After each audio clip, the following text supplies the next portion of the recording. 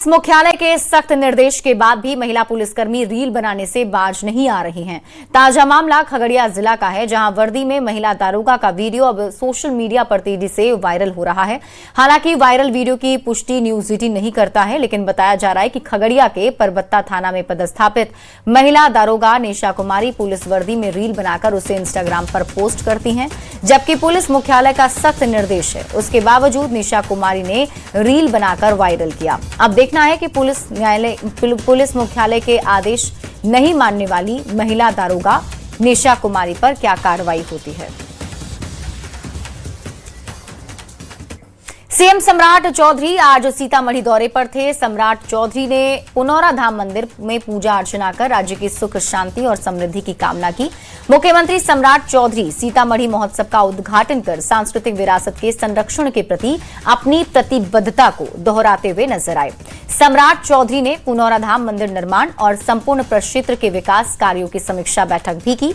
पुनौरा धाम मंदिर परिसर में हुई समीक्षा बैठक में तीर्थ यात्रा सुविधा केंद्र, प्रेक्षागृह, गर्भगृह और सीता कुंड का विकास, बिल्डअप एरिया, पीठाधीश्वर निवास, वीआईपी एवं संत निवास, रेलवे स्टेशन की स्थिति, माता जानकी के जन्मकुंड परिसर का उद्धार, मास्टर प्लान, प्रस्तावित सीतापुरम सैटेलाइट टाउनशिप को लेकर विस्तार से चर्चा हुई। मुख्यमंत्री ने कहा, पुनौरा धाम में माता सीता के भव्य और दिव्य मंदिर के नव निर्माण तथा आधुनिक सुविधाओं से युक्त कॉरिडोर का विकास कार्य तेज गति से जारी है। ये धाम देश विदेश के श्रद्धालुओं के लिए एक प्रमुख आध्यात्मिक एवं पर्यटन केंद्र के रूप में विकसित होगा। सम्राट चौधरी ने कहा, माता जानकी का आशीर्वाद बिहार पर बना रहे और नीतीश कुमार और प्रधानमंत्री नरेंद्र मोदी ने बिहार के विकास के लिए जो सपना देखा है उसको जरूर पूरा किया जाएगा।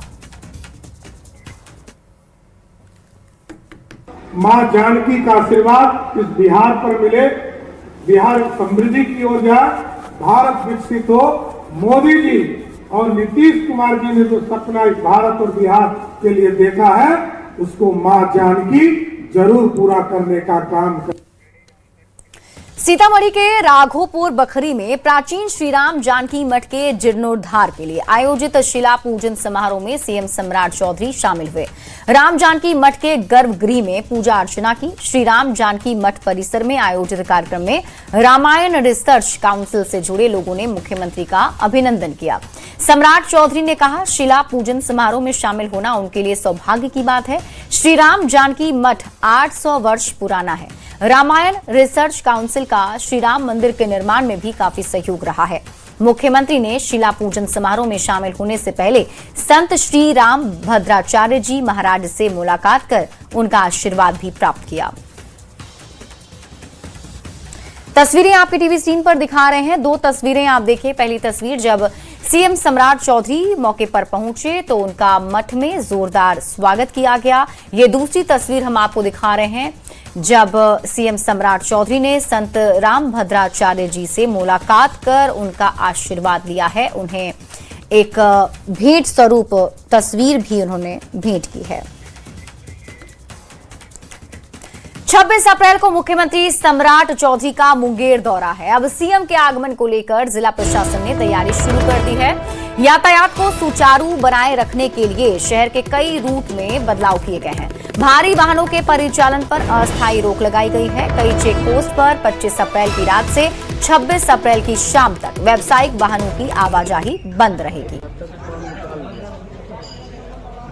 तो बड़ी खबर आपको मुंगेर से बता रहे हैं। मुख्यमंत्री सम्राट चौधरी मुंगेर आने वाले हैं। अब उनके आगमन की तैयारी मुंगेर में चल रही है।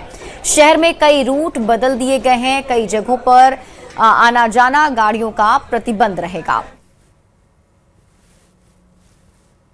दिनांक 26/4/26 को बिहार के माननीय मुख्यमंत्री का मुंगेर जिला में तारापुर में विभिन्न जगहों पर कार्यक्रम प्रस्तावित है और इसलिए यातायात की सुगमता और विधि व्यवस्था बनी रहे, इसके लिए जिला प्रशासन के द्वारा विभिन्न जगहों पर जो भारी व्यावसायिक वाहन हैं उनका परिचालन रोका गया है।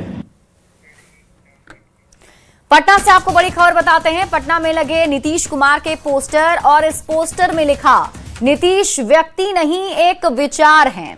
सत्ता सेवा के लिए नहीं है, धन अर्जन के लिए नहीं है। तो इस वक्त की बड़ी खबर आपको बता रहे हैं, पटना से बड़ी खबर। पटना में नीतीश कुमार के पोस्टर लगे हैं और इस पोस्टर में लिखा है, नीतीश व्यक्ति नहीं एक विचार है, सत्ता सेवा के लिए है, धन अर्जन के लिए नहीं। ये तस्वीर हम आपको उस पोस्टर की दिखा रहे हैं। दरअसल नीतीश कुमार के लिए ये पोस्टर लगाए गए हैं और उसमें देखिए नीतीश कुमार के द्वारा किए गए बिहार में कामों को भी दर्शाया गया है, जिसमें मुख्य जो नीतीश कुमार की योजना रही है उसकी जानकारी दी गई है। लिखा है, नीतीश व्यक्ति नहीं एक विचार है, सत्ता सेवा के लिए है, धन अर्जन के लिए नहीं।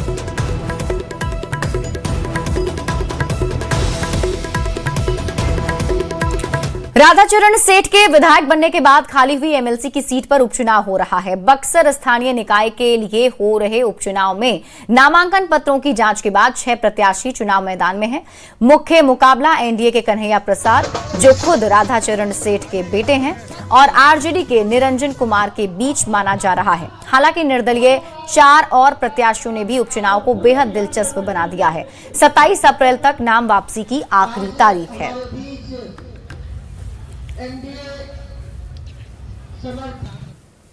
बिहार विधान परिषद भोजपुर सह बक्सर स्थानीय प्राधिकार के हो रहे उपचुनाव को लेकर के स्क्रूटनी यानी समीक्षा के उपरांत कुल 6 जो प्रत्याशी हैं वो चुनाव मैदान में बच गए हैं।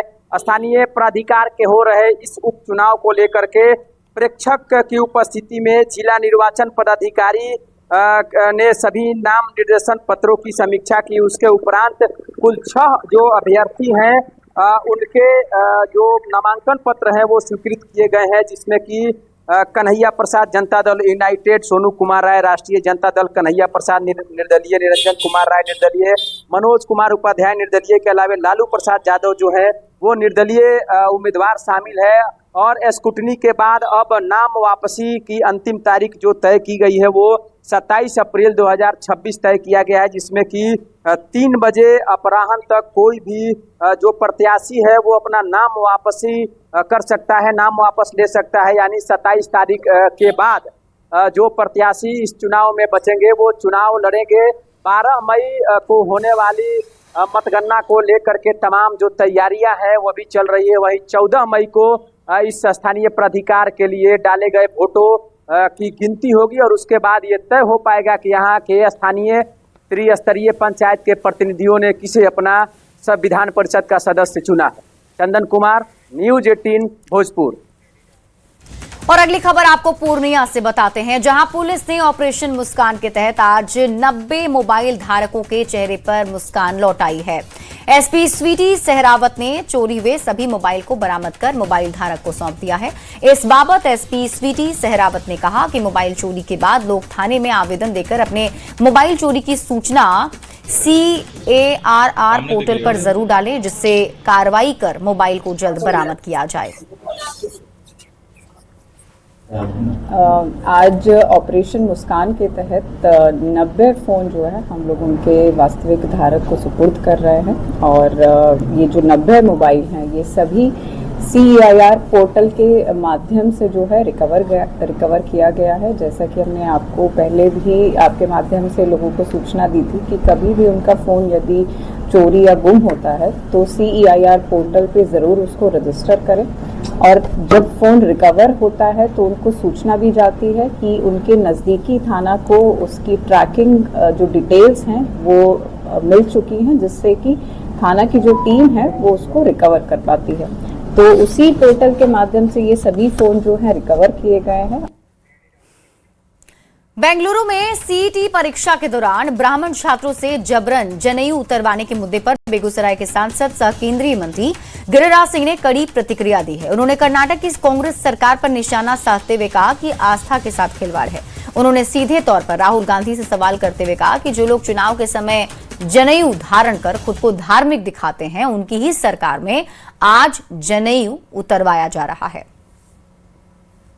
आज आपकी सरकार उस जनेऊ को मुसलमानों को खुश करने के लिए जनेऊ उतरवा दिया।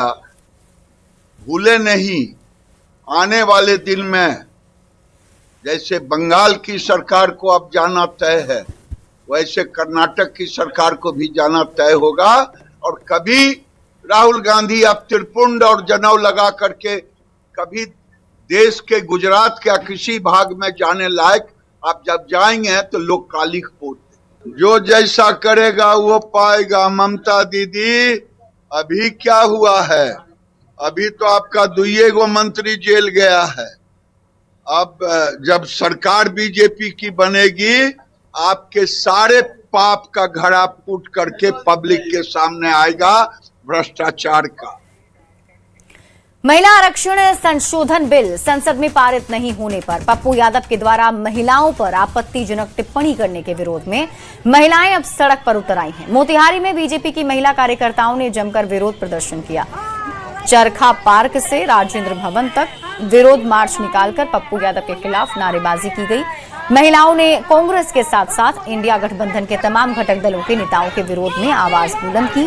महिला कार्यकर्ता बैनर, पोस्टर और तख्ती लेकर राहुल गांधी और पप्पू यादव के विरोध में नारे लगाती नजर आईं। महिलाओं के इस मार्च में पूर्व केंद्रीय मंत्री राधा मोहन सिंह, पूर्व मंत्री प्रमोद कुमार सहित कई बड़े नेता भी शामिल हुए। तस्वीरें आपके टीवी स्क्रीन पर दिखा रहे हैं, जिसमें आप देख सकते हैं राधा मोहन सिंह जो है वो खुद इस मार्च का नेतृत्व करते हुए दिखाई दे रहे हैं। यहां रुक रहे एक छोटे से ब्रेक के लिए, जल्द लौटते हैं वापस।